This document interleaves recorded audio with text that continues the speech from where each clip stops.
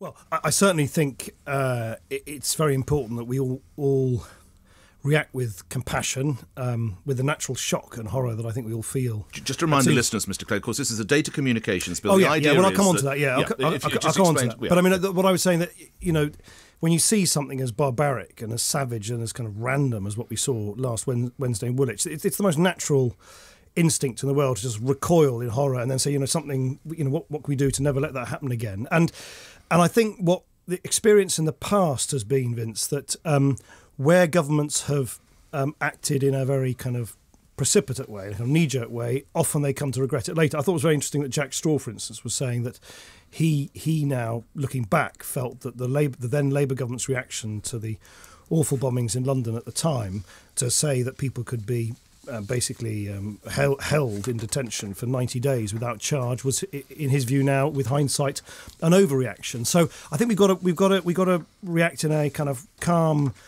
way, but also a kind of forensic way, and decide exactly what we can do to stop that kind of radicalisation, extremism taking root in individuals and in communities, which is why the Prime Minister has set up this new extremism task force. On the specific issue, the so-called Snoopers Charter, actually we've talked about it in the past in this programme. Yes. I think there's one aspect of this whole complex issue which we do need to do something about, and which we included in the recent government so-called Queen's Speech, the kind of agenda for action that we set out every year, which is matching IP addresses to individual devices. Because at the moment you've got more devices than there are IP addresses, so it's very difficult for the police and security services, when they've got an IP address, to actually find out who was using them. So I think that is something we do need to crack, and we're doing quite a lot of work in government on that. I think on the other proposed measures, I think a lot of people feel, I certainly did, and a cross-party group of MPs did, was that very important sort of parts of what was proposed just weren't workable, because the industry, the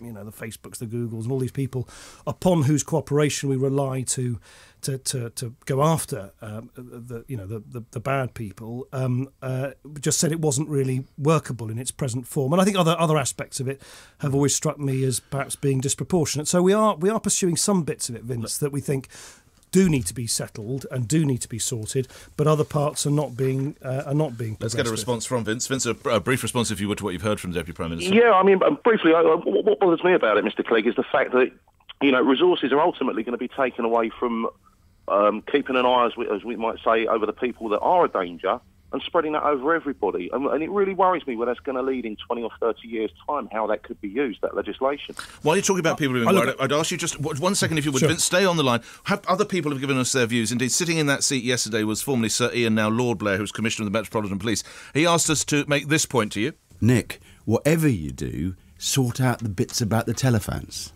Because if we lose that telephone technique, we literally are completely in the dark as to... If we just take a murder case where the body's found in a field, we can check every phone that's walked across that field, because most of them will be dog walkers, but one of them may be the murderer. And we need that information. And without that information, crime and terrorism is going to get far more difficult to investigate. We're going 30 years backwards to a life when you cannot monitor the movement of telephones around the country. That's former Commissioner Lord Blair. And Defence Secretary Philip Hammond. Nick Clegg said this. Well, Nick knows precisely where I stand on this, and many of my colleagues. Look, I understand his concerns. The Liberal Democrat Party has got a tradition of being very careful about civil liberties. It's about balance. And in this case, we're not seeking to massively extend the powers of the police and the security services. We're simply seeking to avoid a situation where over the years, as more and more of our communications migrate onto the internet, the police and the security services find that they've got less and less ability to monitor what the bad people are doing. And Mr. Clegg, you know it's not alone. I could bring in Alan Johnson in this, Lord Reid, formerly Dr. John Reid, Theresa May, even your own Lib Dem terrorism expert, Lord Carlisle. How come they're all wrong and you're right? I think the thing to do on something as emotive as this is to really sort of break it down to actually what is being proposed. There's quite a lot of people making a lot of sweeping statements. We've got to monitor everybody overnight, or we can't increase any of the surveillance powers at all. actually, there were three specific things were proposed in the so-called Snoopers Charter. One was that every single website that you, Nick, and everybody else listening to this visits, that every single one of those websites should be stored for a certain period of time. Every website you visit, so everybody in this country, every website you visit should be stored.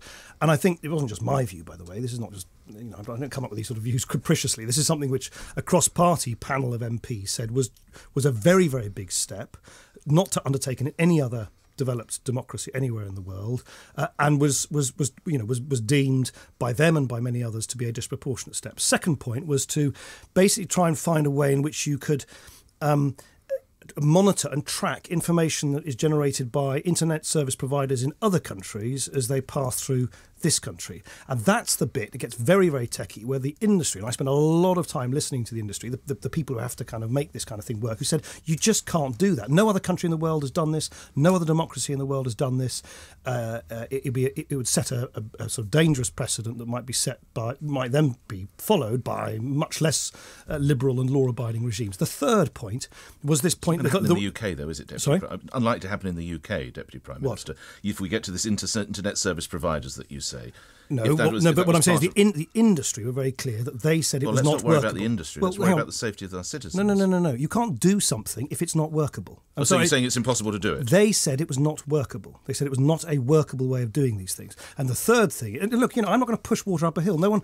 It's all fine to say, let's do something, but you've got to do things which are proportionate and workable. And the third thing was, how do you match these IP addresses to individual appliances? And that is something which we've committed as a government to pursue. So those were the three things. So all I would ask for those people who want to make these great declarations about what we should and shouldn't do... It's more the practicality that concerns you, isn't it, than the liberal issue of this? I think that the issue of storing the website addresses that everybody visits is an issue of principle. That's disproportionate. I think the issue of workability to do with monitoring the information that comes from other internet service providers in other parts of the world, that is to do with workability.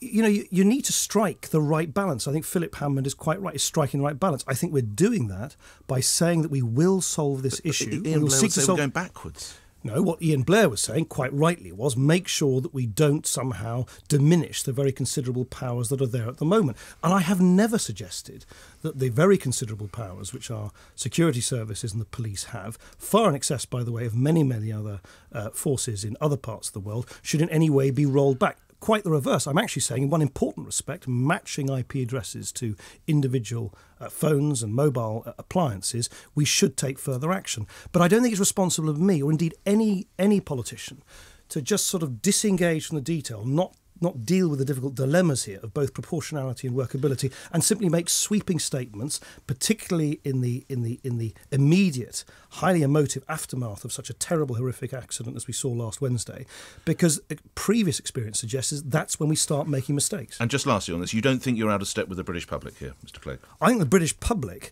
want us politicians to strike this very difficult balance of protecting the freedoms, the democracy, the traditions of liberty, which these horrific extremists and terrorists want to threaten. They want us to strike the right balance between protecting those, but also giving the security services and the police the proportionate, workable tools to keep us safe. And that's exactly what I've always done.